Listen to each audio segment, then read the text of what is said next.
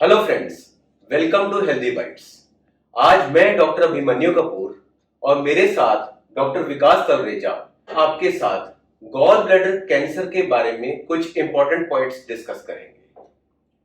जैसे कि हम जानते हैं, गॉल ब्लैडर, जिसको हम हिंदी में पित्ताशय या पित्त की थैली बोलते हैं, उसमें स्टोन बन जाते हैं। बट आज की चर्चा का विषय है उसमें कैंसर का बनना। ये बहुत ज्यादा एक इम्पॉर्टेंट कंडीशन है। इसके भारत में पाए जाने और इसकी ग्रेविटी जो है सिचुएशन की, इसके बारे में कुछ बताइए।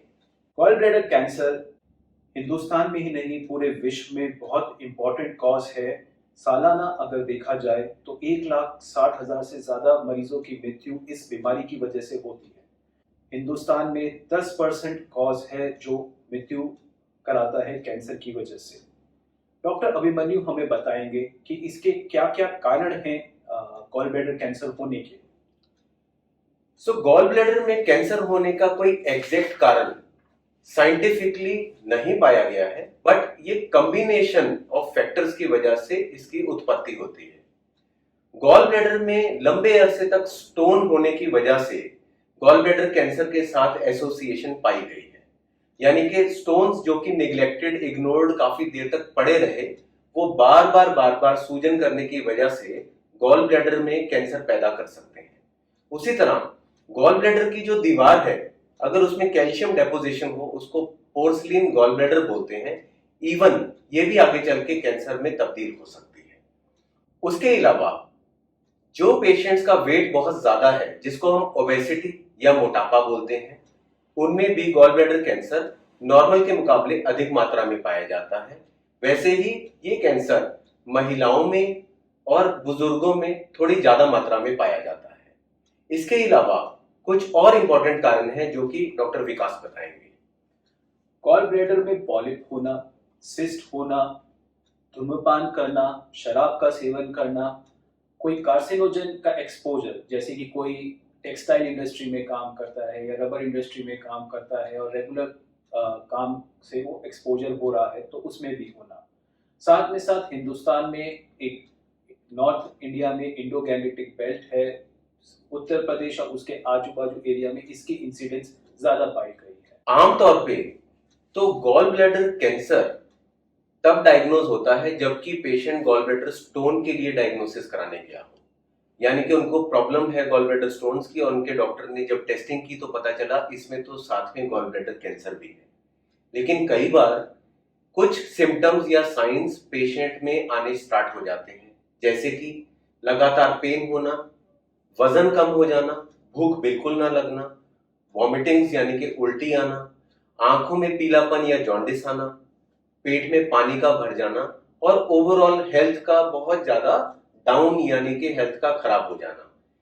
जब ये वाले सिम्टम्स पेशेंट में आते हैं तो दुर्भाग्य से कई बार बीमारी एडवांस रूप धारण कर चुकी होती है। अब विकास, हमारे व्यूअर्स को ये बताइए कि गॉल ब्लैडर कैंसर को डायग्नोज कैसे करते हैं। ज्यादातर ये बीमारी इंसिडेंटली, यानी कि गॉल ब्लैडर का स्टोन का ऑपरेशन कराने गए तब जाके पता चली। बट अगर आपको बताए गए सिम्टम्स हैं तो आप डॉक्टर से जरूर कंसल्ट कीजिए और वो कुछ जांचें लिख के देंगे, जैसे कि सीटी स्कैन, एमआरआई या फिर पेट स्कैन, जो कि आवश्यक होती है, या एफएनएसी या बायोप्सी। उस जांच से घबराना नहीं है, वो जांच आवश्यक है इस बीमारी को बाकी बीमारियों से डिफरेंशिएट करने के लिए। डॉक्टर अभिमन्यु, क्या इसका इलाज पॉसिबल है गॉल ब्लैडर कैंसर का?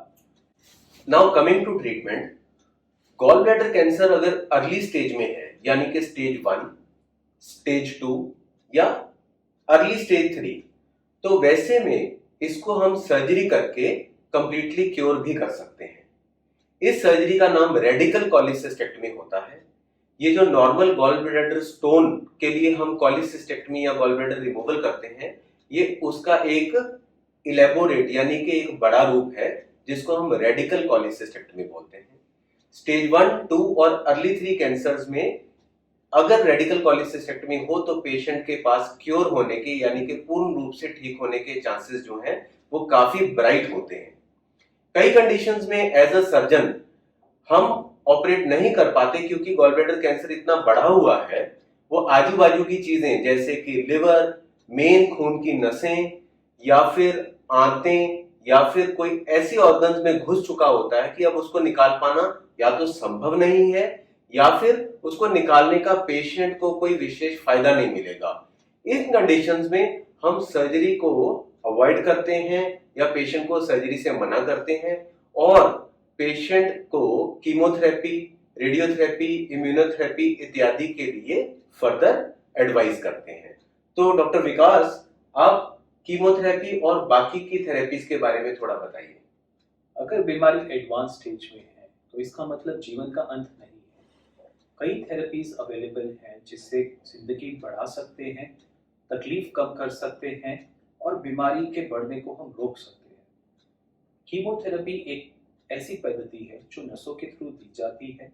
इसको देते हुए कोई पेन नहीं होता और इसकी साइकिल हम देते हैं। हफ्ते हफ्ते या 3 हफ्तों के हिसाब से आपके डॉक्टर डिसाइड करते हैं मरीज की जनरल कंडीशन देख के, उसकी फिटनेस देख के, और वो आगे एडवाइस करते हैं। यदि कीमोथेरेपी विफल होती है या कीमोथेरेपी से मरीज को साइड इफेक्ट्स होते हैं तो आगे की एडवांस थेरेपीज जैसे molecular therapy, targeted therapy, immunotherapy, oral therapy, इस तरह की थेरेपीज भी हमारे पास में अवेलेबल है। डॉक्टर अभिमन्यु, क्या आप हमें बता सकते हैं कि कई लोग हमसे बोलते हैं कि एफएनएसी या बायोप्सी कराने से कैंसर फैलता है? ये एक बहुत कॉमन एक धारणा है, मिथ है, गलतफहमी है कि एफएनएसी या बायोप्सी अगर की तो गॉल ब्लैडर का कैंसर या कोई भी कैंसर फैल जाएगा। एक्चुअली ऐसा नहीं होता है। एफएनएसी और बायोप्सी बहुत इंपॉर्टेंट होते हैं ट्रीटमेंट के लिए। इसके बिना आपके सर्जन को या आपके ऑन्कोलॉजिस्ट को ये पता ही नहीं चलेगा कि किस टाइप का कैंसर है और वो करेक्ट सर्जरी या करेक्ट आपको कीमोथेरेपी दे ही नहीं पाएगा। तो एफएनएसी और बायोप्सी जब जब एडवाइज्ड है तो वो कराना इंपॉर्टेंट होता है। दूसरा, कुछ पेशेंट्स मेरे पास इस चिंता को लेके आते हैं कि सर हमने सुना है ऑपरेशन कराने से बीमारी और फैल जाएगी। ये भी सरासर गलत है। अर्ली स्टेजेस में ऑपरेशन अगर अच्छे से हो जाए तो पेशेंट, जैसे मैंने कि बताया, कि पूर्ण रूप से ठीक हो सकता है। ये एक इंपॉर्टेंट फैक्ट है। ऑपरेशन के बाद उसका फैलने का या डिजीज का बहुत तेजी से बढ़ने का ऐसा कोई भी साइंटिफिक तथ्य नहीं है। उसी तरह से डॉक्टर विकास कीमो से जुड़े मिथ के बारे में आपको बताएंगे। कई लोग हमसे कहते हैं कि कीमो बड़ा पेनफुल प्रोसेस है। ये बिल्कुल गलत बात है। कीमोथेरेपी सलाइन के रूप से, इंजेक्शन के रूप में ही दी जाती है। उसको लगाते हुए कोई दर्द नहीं होता है, कोई पेन नहीं होता है और 100 में से 60-70% मरीजों को तो कोई साइड इफेक्ट होते भी नहीं है और बहुत अच्छा बेनिफिट मिलता है। जिंदगी बड़ी होती है, बेहतरीन होती है, दर्द कम होता है, तकलीफ कम होती है, बीमारी कई बार पूर्ण रूप से चली भी जाती है और साथ में साथ वापस आने के चांसेस भी कम हो जाते हैं। डॉक्टर अभिमन्यु, इस खतरनाक बीमारी से कोई ऐसे पद्धति है जिससे हम बच सकते हैं या कुछ ऐसे हैबिट्स हैं जिसको हम फॉलो करके इसको बचा सकते हैं, इसका प्रिवेंशन कर सकते हैं?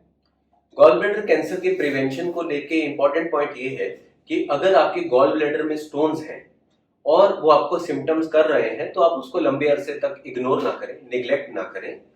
सिम्टोमेटिक गॉल स्टोन्स के लिए डेफिनेटली आप उसको जल्दी से लेप्रोस्कोपिक कोलिसिस्टेक्टमी करा के आप उससे छुटकारा पाएं। वो कई बार आगे चल के आपको प्रॉब्लम कर सकता है और कैंसर का रूप ले सकता है।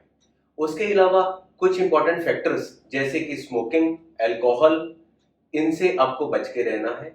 अगर आपके ऑक्यूपेशन में, जैसे विकास ने बताया था, कि कुछ केमिकल्स का ज्यादा एक्सपोजर है, आप उसके लिए अपने उचित स्टेप्स उठाएं ताकि एक्सपोजर आपका लिमिट हो।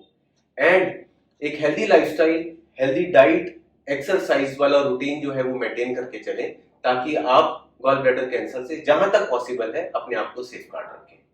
तो आज के इस अपडेट और डिस्कशन में हमसे जुड़ने के लिए many thanks. Gall bladder cancer या पेट के किसी भी कैंसर के संबंध में अगर आपको कोई भी जानकारी चाहिए तो मैं और डॉक्टर विकास, हम रिजेंसी हॉस्पिटल टावर 2 सर्वोदय नगर में उपलब्ध हैं।